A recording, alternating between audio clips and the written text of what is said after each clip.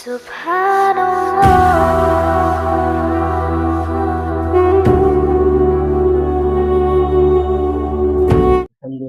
وحدہ والصلاة والسلام علی من لا نبی بعدہ۔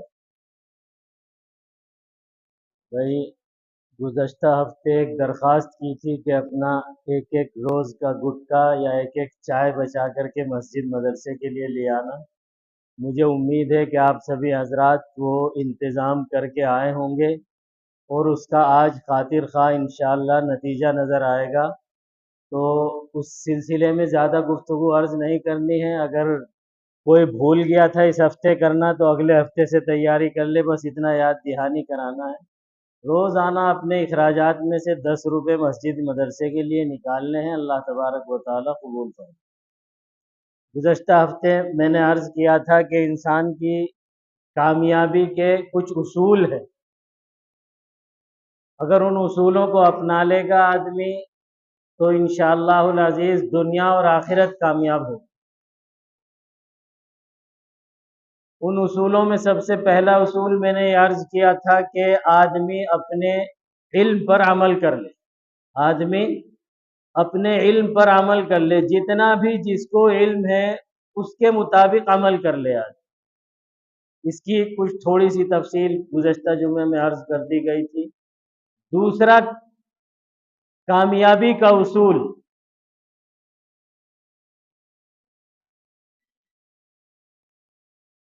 دوسروں کے اپنے بڑوں کے تجربات سے فائدہ اٹھانا، اپنے بڑوں کے تجربات سے فائدہ اٹھانا۔ بڑے والدین، اساتذہ، پیر صاحب اور علماء کرام جو نصیحت کرتے ہیں، ان نصیحتوں کو آدمی اپنے پلے سے باندھ لے، کیونکہ وہ نصیحتیں جو ہوتی ہیں وہ ان کی زندگی کے تجربات کا نچوڑ ہوتا ہے۔ وہ زندگی کے تجربات کا نچوڑ ہوتا ہے۔ تجربہ جو ہے نا، یہ انسان ٹھوکریں کھا کر کے حاصل کرتا ہے، اور وہ ٹھوکریں اگر نصیحت میں ٹھوکریں نہ کھانی پڑے اور وہ آدمی کو نصیحت میں مل جائے تو بہت بڑا سودا ہے۔ جب ہم کوئی ملازم رکھتے ہیں تو کیا کہتے ہیں، جب اعلان نکالتے ہیں کہ بھائی 2 سال کا تجربہ ہونا چاہیے، 5 سال کا تجربہ ہونا چاہیے، ایسے آدمی کی ضرورت ہے جسے 5 سالہ تجربہ ہو، 2 سالہ تجربہ ہو اس کام کا۔ تو کوئی بھی کام اگر آدمی سیکھتا ہے نا تو اس کے 2 پہلو ہیں۔ ایک پہلو تو یہ ہے کہ کیا کرنا ہے، اور ایک پہلو یہ ہے کیا نہیں کرنا ہے۔ تو کیا کرنا ہے یہ تو آدمی سیکھ لیتا ہے جلدی سے، لیکن کیا نہیں کرنا ہے یہ ٹھوکریں کھا کے حاصل ہوتا ہے، اس کی کوئی تھیوری نہیں ہوتی، یہ ٹھوکریں کھا کر کے حاصل ہوتا ہے۔ اور وہ جو بڑے ہمیں نصیحت کرتے ہیں وہ ان راہوں سے گزر چکے ہوتے ہیں، انہیں یہ پتہ چل چکا ہوتا ہے کہ کیا نہیں کرنا ہے، لہذا وہ بڑے اپنے ان تجربات کی روشنی میں جو نصیحت کرتے ہیں وہ ان نصیحت کو قبول کرنا، یہ ہے تجربات سے فائدہ اٹھانا۔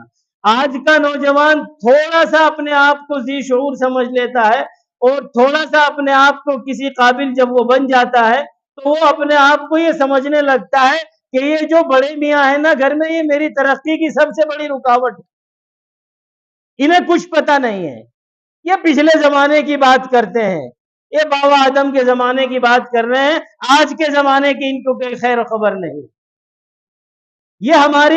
یہ ہماری سوچ بن گئی ہے۔ یہ کامیابی کے اندر سب سے بڑی رکاوٹ ہوتی ہے، کامیابی کے اندر سب سے بڑی رکاوٹ ہوتی ہے آدمی اپنے بزرگوں کی بات کو نظر انداز کر دے۔ کامیابی کے لیے ضروری ہے کہ آدمی اپنے بزرگوں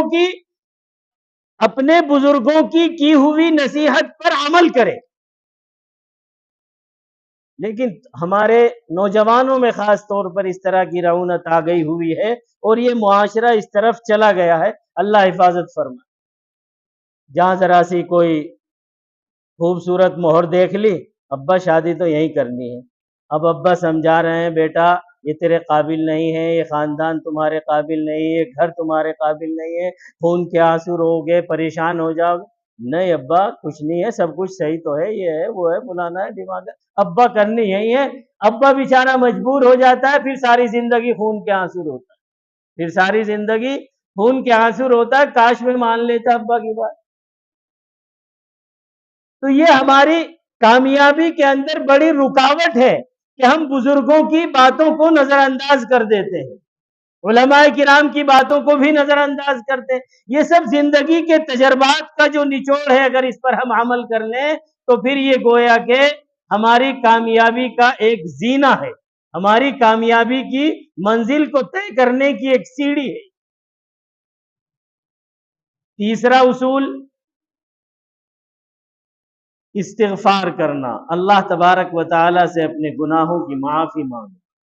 یہ کامیابی کا تیسرا اصول ہے کہ اللہ تبارک و تعالی سے آدمی مغفرت طلب کرتا رہے، چلتے پھرتے معافی مانگتا رہے، کام کر رہا ہے استغفر اللہ کہتا رہے، جا رہا ہے استغفر اللہ کہتا رہے۔ اور یہ صرف مردوں کی خصوصیت نہیں، عورتیں بھی اپنے گھر کے اندر کام کرتے کرتے پڑھتی رہیں استغفر اللہ۔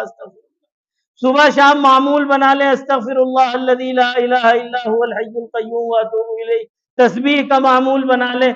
جتنا استغفار ہوگا اللہ تبارک و تعالیٰ کی اتنی رحمتیں نازل ہوں گی، جتنا استغفار ہوگا اتنی اللہ تبارک و تعالیٰ کی رحمتیں نازل ہوں گی، اور جتنا استغفار سے بے توجہی اور غفلت ہوگی اتنے عذاب نازل ہوں۔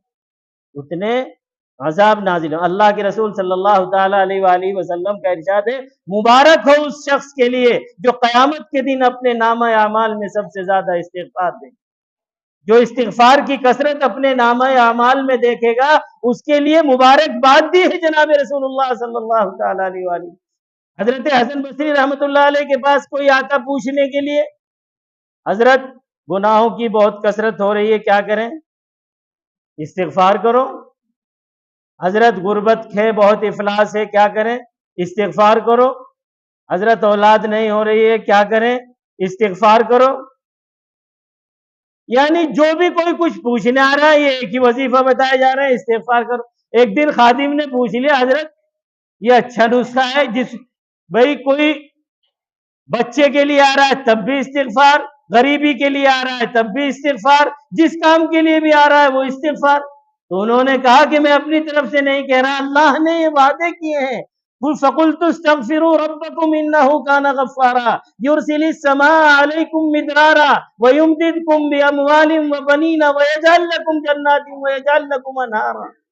اللہ تبارک و تعالیٰ نے کہا استغفار کرو، اللہ سے معافی طلب کرو، اللہ کو مغفرت کرنے والا پاؤ گے، اور پھر اللہ تمہارے اوپر بارشیں برسائے گا، تمہیں مال دے گا، تمہیں اولاد دے گا، تمہیں پھل دے گا، تمہارے لیے چشمے جاری کر دے گا۔ اللہ تبارک و تعالیٰ نے وعدہ کیا ہے، ہر طرف سے اللہ کی رحمتیں نازل ہوں گی جب تم استغفار کرو۔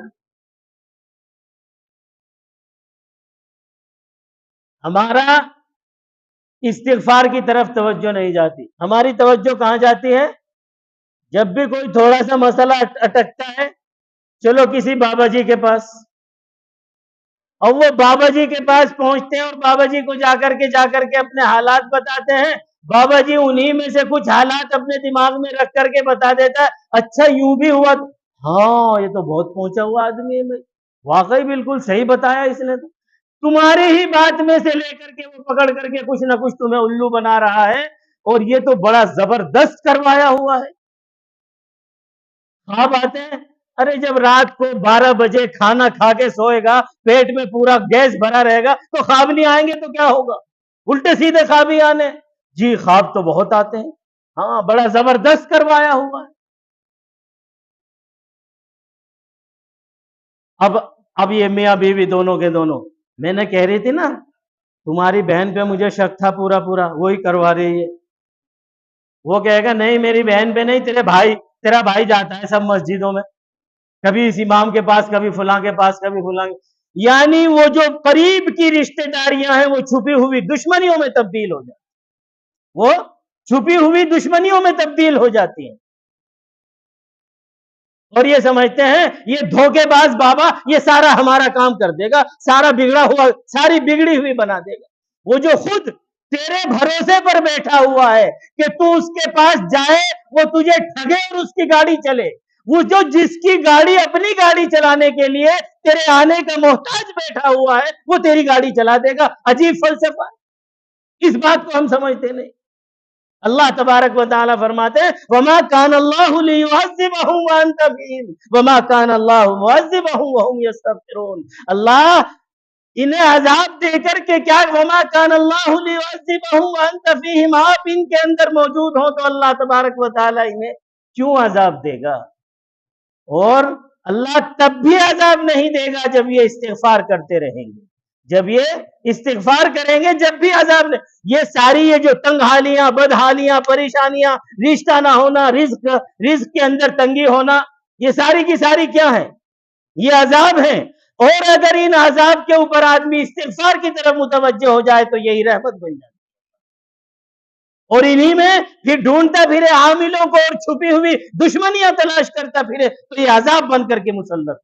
اللہ تبارک و تعالیٰ فرماتے ہیں کیوں عذاب دے گا اللہ تبارک و تعالیٰ جب وہ استغفار کریں گے؟ وَمَا كَانَ اللَّهُ لِيُعَذِّبَهُمْ وَأَنْتَ فِيهِمْ وَمَا كَانَ اللَّهُ مُعَذِّبَهُمْ وَهُمْ يَسْتَغْفِرُونَ۔ وہ استغفار کریں اور اللہ عذاب دے، ایسا نہیں روک دے گا۔ یہ ساری کی ساری بلائیں رک جائیں گی جب ہم استغفار کرنے والے ہوں گے، یہ ساری کی ساری بلائیں اپنے آپ دور ہو جائیں گی۔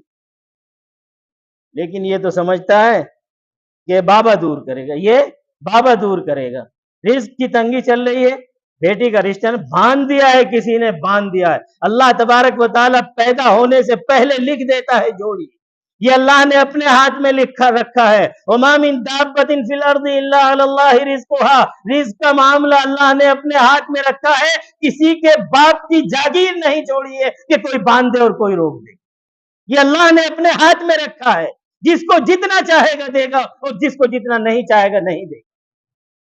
کسی کے باپ کی ہمت نہیں ہے اگر اللہ تبارک و تعالیٰ نہ چاہے ایک دانہ دلوا دے کسی، اور اگر اللہ چاہے دینا تو کسی کی ہمت نہیں ہے کہ روک دے، تجوریاں بھر دے اللہ تبارک و تعالیٰ، آج بھی ایک حبہ ایک دانہ کم نہیں کر سکتا اپنی مرضی سے۔ اللہ کی طرف متوجہ ہونا چاہیے، استغفار کی کثرت، اللہ سے اپنے گناہوں کی معافی۔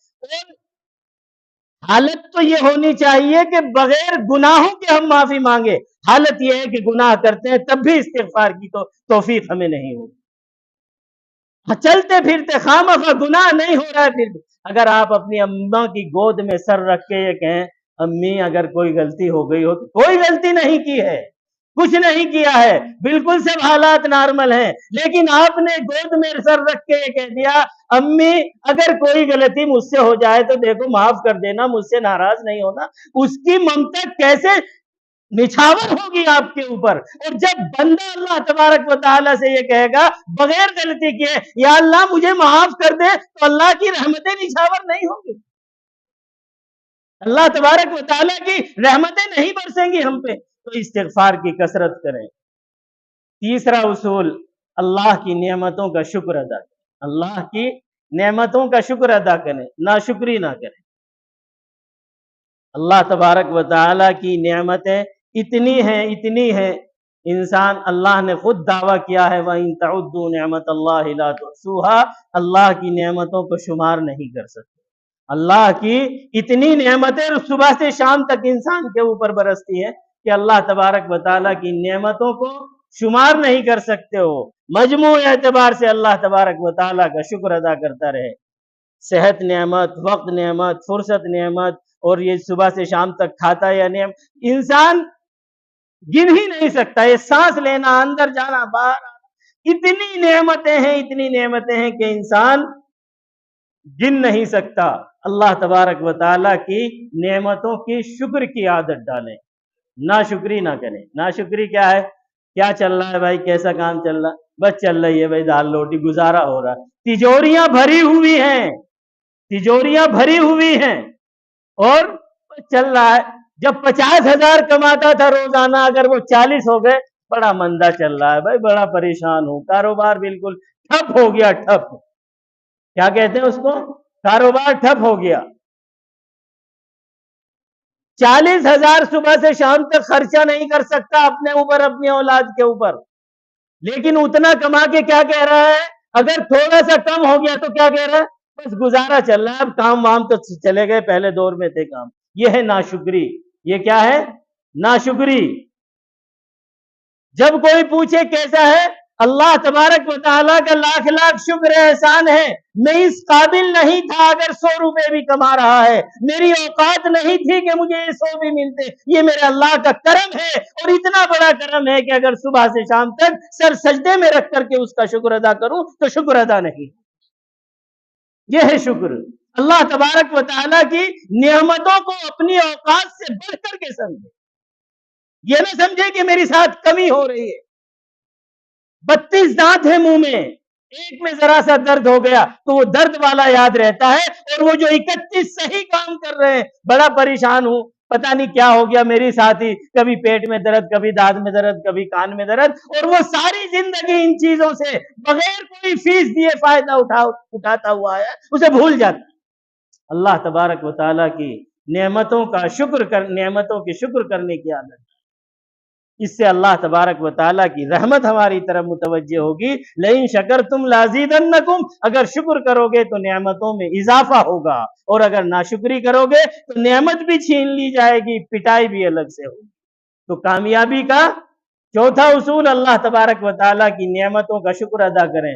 اور 5ویں بات بہت مختصر انداز میں بتا دوں کہ اپنی میتوں سے عبرت حاصل کرنا چاہیے، میتوں سے عبرت حاصل کرنا چاہیے۔ ماں کو دفن کر کے آ رہے ہیں، باپ کو دفن کر کے آ رہے ہیں، لیکن یہ سوچتے ہیں کہ مرنا تو ان کا حق تھا، ہمیں تو ساری زندگی زندہ رہے۔